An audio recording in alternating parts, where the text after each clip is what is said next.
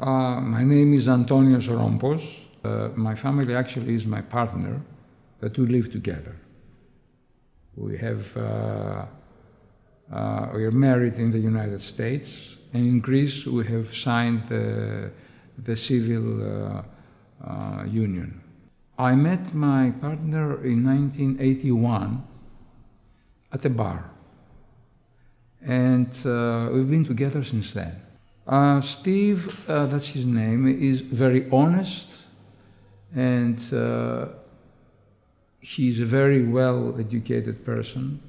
He's very good-hearted, and he's a teacher. He's been working in Greece since whenever I met him, all these years. So practically he's a little bit changed to look like a Greek in many ways. So he's emotional, and he's a person I can trust, a person I can exchange my pure affection with him. And these are very important things for a relationship that lasts all these years. According to my age, I've been homosexual since I realized that since I was a little boy.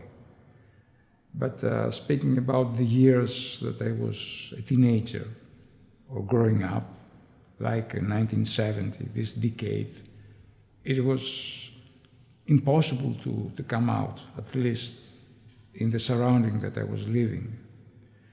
So at that time, like some friends that I had who were homosexuals, who had to pretend, and we also had some kind of girlfriends for a while. At the age of 22, I decided that it was not honest to pretend with the girlfriends, and the girlfriends that was not fair for them. So without telling them the real reason, I just stopped with them, and I started my gay life in private. I was always very shy and with low profile, like my friends. And I didn't tell anybody at the time, except for my brother, who, out of a coincidence, he was also homosexual, so we were good friends. But my parents, I think that when we reached the age of 30, with my brother, I think they must have realized what was going on, because they wouldn't see any girlfriends. They would see some nice people, nice friends we had around. And so we didn't speak open. But I really, really came out when I was about 50 years old. The most beautiful thing is that being a minority, you have a freedom, you have some kind of freedom that you belong to a group of people that they can express themselves. They do not suppress themselves, and they can enjoy their living without prejudice, without being homophobic, without being racist. And this gives you some freedom and some happiness. But I think this is something special. I had a very nice sexual life in my life. I have whatever I wanted. But now, since I'm getting older, everything is more slow, but I'm still happy. For the future, I hope that I will be always with my partner, living together and spending the rest of our life together. And for the other people, I hope that at some point, I don't know when and how, people will realize that they should respect any difference that people have, and anything that has the right to exist, no matter what. If we talk about my personal life, I was always had the dream of a partner, because that's very important for everybody.